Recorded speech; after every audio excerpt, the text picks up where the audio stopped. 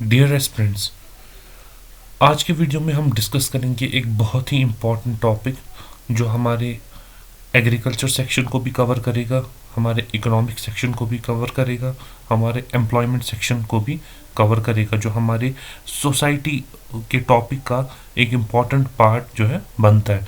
तो ये आज का टॉपिक जो है काफ़ी डाइवर्स है, काफ़ी डिफरेंट सब्जेक्ट्स को टच करता है और इस टॉपिक को आप अपने एसेज में, अगर आप सिविल सर्विसेज के लिए प्रिपेयर कर रहे हैं तो उसमें यूज़ कर सकते हैं। अगर आप कोई इंटरव्यू फेस करने जा रहे हैं तो डेफिनेटली इस तरह के ओपिनियन बेस्ड क्वेश्चंस, आपका पर्सपेक्टिव जानने के लिए, आपकी अंडरस्टैंडिंग जानने के लिए कि कितनी ब्रॉड है, तो इस तरह के क्वेश्चंस यूजुअली पोज किए जाते हैं। तो इस टॉपिक को हम आज अच्छे से समझते हैं।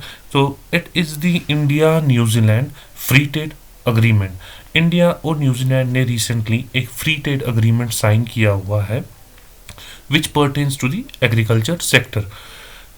तो वो फ्री ट्रेड अग्रीमेंट क्या है, जे.एंड.के से उसका कनेक्शन क्या है और इम्पैक्ट जे.एंड.के का उस पर क्या है, ये सब चीज़ें हम इस सेक्शन में जानेंगे। So let's start. तो जैसा कि आप यहाँ पे देख सकते हैं, हेडलाइन न्यूज़ में आई है that India New Zealand FTA put spotlight on Kashmiri apples. तो इंडिया न्यूजीलैंड का सबसे बड़ा इम्पैक्ट जो जे.एंड.के से रिलेटेड है वो है ऑन द कश्मीर एप्पल्स। तो यहाँ के एप्पल्स पे इसका क्या इम्पैक्ट होगा वो इस वीडियो में हम समझेंगे। उसको समझने से पहले ये कुछ चीज़ें जहन में रखना काफ़ी ज़रूरी है that Kashmir is the largest producer of apples in India. सबसे ज़्यादा प्रोडक्शन इंडिया में जिस रीजन में एप्पल्स की होती है वो कश्मीर की है। तो इस एफटीए को इसीलिए कश्मीर के पर्सपेक्टिव में डिस्कस किया जा रहा है बिकॉज कश्मीर ही सबसे बड़ा प्रोड्यूसर है। So around 70% of the apples in India are produced in the region of Kashmir. सो ये इंपॉर्टेंस है कश्मीर के एप्पल प्रोडक्शन की। ओके, तो हुआ क्या है, जो इंडिया ने रिसेंटली एफटीए साइन किया है न्यूजीलैंड के साथ, तो उसमें न्यूजीलैंड को कुछ कंसेशंस दी गई हैं, कुछ कंसेशंस भी दी गई हैं, बट उन कंसेशंस पे कुछ रेस्ट्रिक्शंस भी लगाई गई हैं। इसको समझते हैं हम, क्या कंसेशंस दी गई हैं। That New Zealand has been given a preferential access for apples to the Indian market through a tariff rate quota. ठीक है, मतलब क्या है इसका, ये मैं आपको समझाता हूँ। अभी जो है न्यूजीलैंड से जो एप्पल्स इंडिया में आते हैं उस पे 50% इंपोर्ट ड्यूटी लगती है। ठीक है, तो इंपोर्ट का एक स्पेसिफिक कोटा अलाउड है। ऐसा कि नहीं है कि न्यूजीलैंड से जितना मर्जी चाहे उतने एप्पल्स इंपोर्ट कर सकते हैं, नहीं, बल्कि एक कोटा है, फिक्स्ड कोटा है ऑफ 32,500 मेट्रिक टन्स। तो इतने मेट्रिक टन्स ऑफ एप्पल्स जो है न्यूजीलैंड से अभी इंपोर्ट किए जा रहे थे एफटीए से पहले। तो इस क्वांटिटी ऑफ एप्पल्स पे 50% इंपोर्ट ड्यूटी इंपोज की जाती थी। ओके, क्लियर, ये अभी तक की पोजीशन है।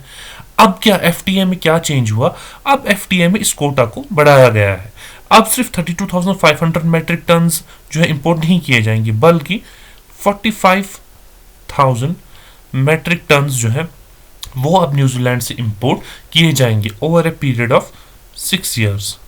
ठीक है, और इंपोर्ट ड्यूटी को भी रिड्यूस किया जाएगा फ्रॉम 50% टू 25%।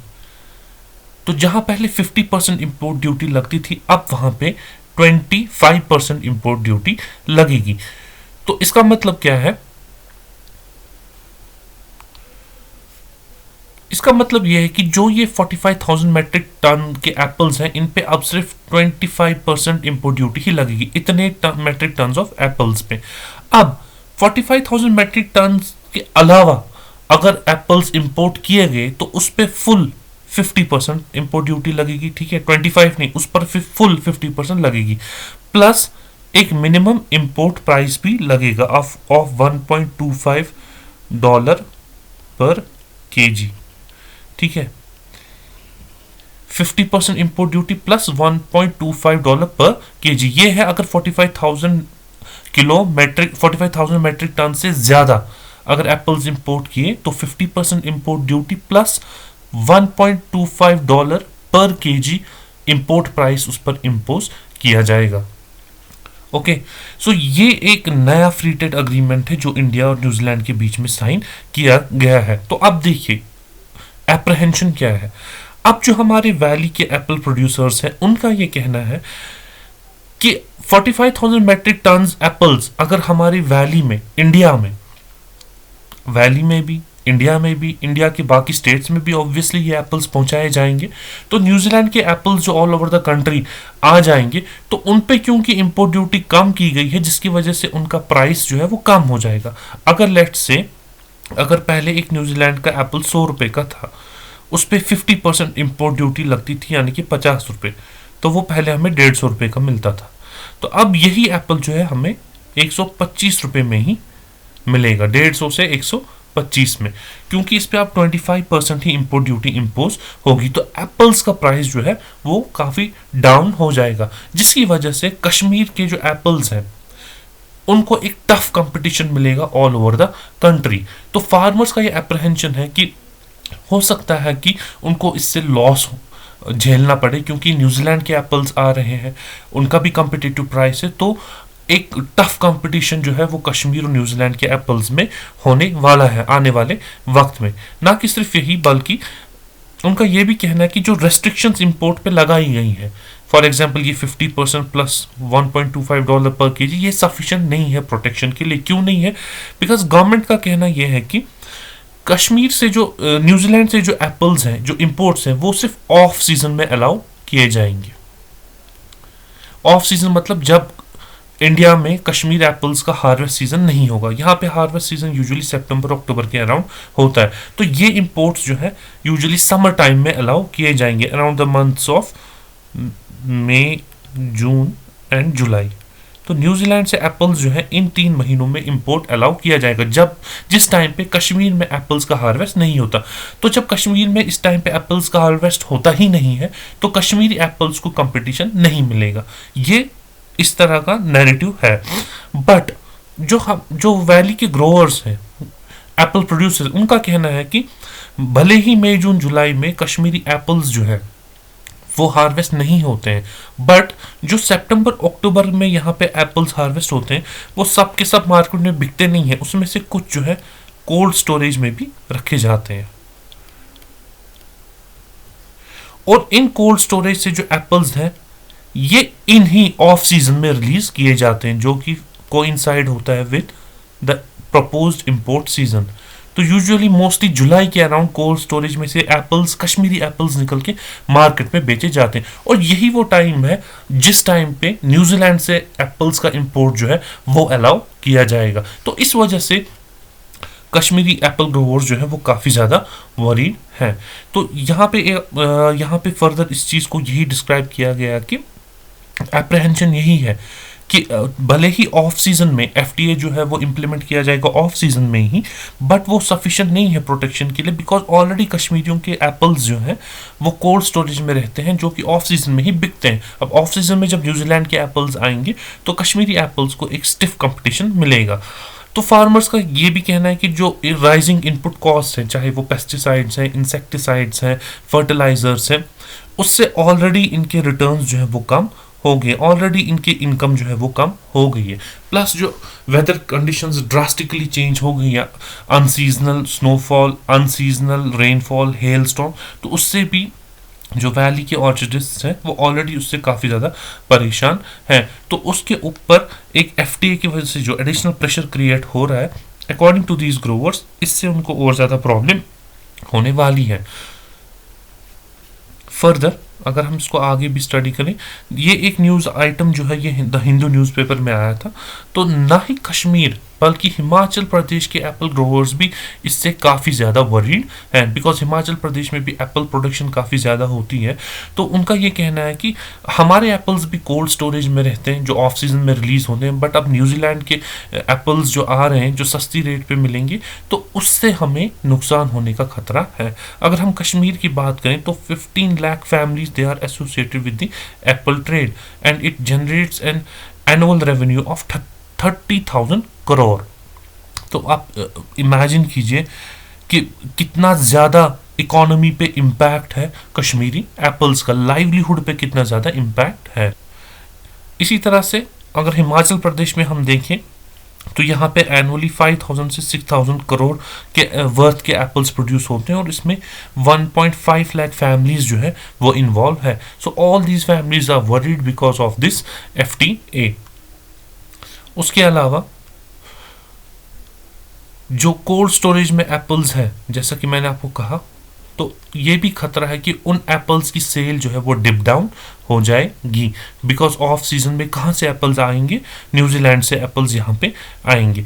सो वही बात इस न्यूज़ आर्टिकल में भी रिपीट की गई है कि अप्रैल से जून जब कश्मीरी एप्पल्स का हार्वेस्ट सीजन नहीं होता है तो वो असल में कोई ऑफ सीजन है ही नहीं बिकॉज कोल्ड स्टोरेज से एप्पल्स जो है इन्हीं मंथ्स में रिलीज किए जाते हैं for the sale in the local market and in the rest of the country as well. But अब अगर न्यूजीलैंड के एप्पल्स आएंगे तो ना कोई ऑफ सीजन ही रहा और कश्मीरी एप्पल्स को जो है काफ़ी टफ कंपटीशन फेस करना पड़ेगा और हिमाचल प्रदेश के एप्पल्स को भी.